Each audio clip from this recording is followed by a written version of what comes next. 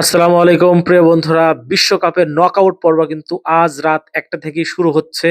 প্রথম ম্যাচে মুখোমুখি হবে স্বাগতিক কানাডা এবং দক্ষিণ আফ্রিকা।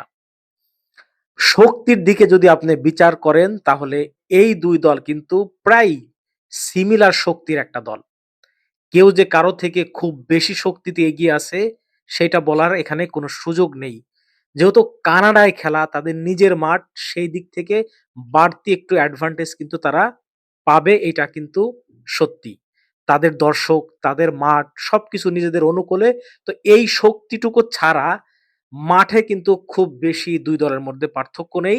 আপনি হেড টু হেড র‍্যাংকিং ও যদি দেখেন সেইখানেও কিন্তু আপনি খুব বেশি কিছু খুঁজে পাবেন না। এই ২ দল মাত্র একবার মুখোমুখি হয়েছে ২০০৭ সালে। সেই ম্যাচে অবশ্য দক্ষিণ আফ্রিকা ২-০ গোলে জিতেছে। এই বিশ্বকাপের পারফরম্যান্স যদি আপনি দেখেন, ২ টা দলের পারফরম্যান্সই কিন্তু সিমিলার।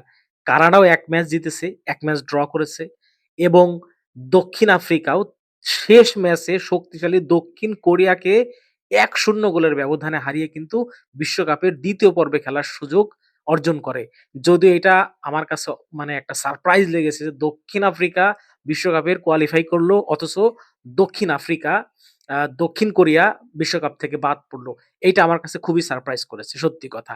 আজকে মূলত লড়াই হবে কানাডার অ্যাটাকিং লাইন ভার্সেস দক্ষিণ আফ্রিকার ডিফেন্স এবং গোলকিপার। এই ২ দলের যে ২ জন বড় তারকা রয়েছেন, কানাডার অধিনায়ক আলফানো ডেভিস তিনি কিন্তু ব্রায়ান মিউনিকে খেলেন অ্যাটাকিং ফরওয়ার্ড। তাকে আটকানো কিন্তু দক্ষিণ আফ্রিকার জন্য খুবই কঠিন কাজ হবে। অন্যদিকে দক্ষিণ আফ্রিকার তিনি যিনি সবচেয়ে বড় তারকা, সে দলের ক্যাপ্টেন উইলিয়ামস, তিনি কিন্তু গোলকিপার। তাকে ভেদ করাটা কিন্তু খুব কঠিন। দক্ষিণ আফ্রিকা আপনি যতই ছোট দল মনে করেন, তবে তাদের গোলকিপার কিন্তু যথেষ্ট পরিমাণ শক্তিশালী এবং সেই গোলকিপারকে ভেদ করে বা তাদের ডিফেন্সকে ভেদ করে কানাডার জয় পাওয়া কিন্তু আমার কাছে মনে হয় একটু কঠিন হবে।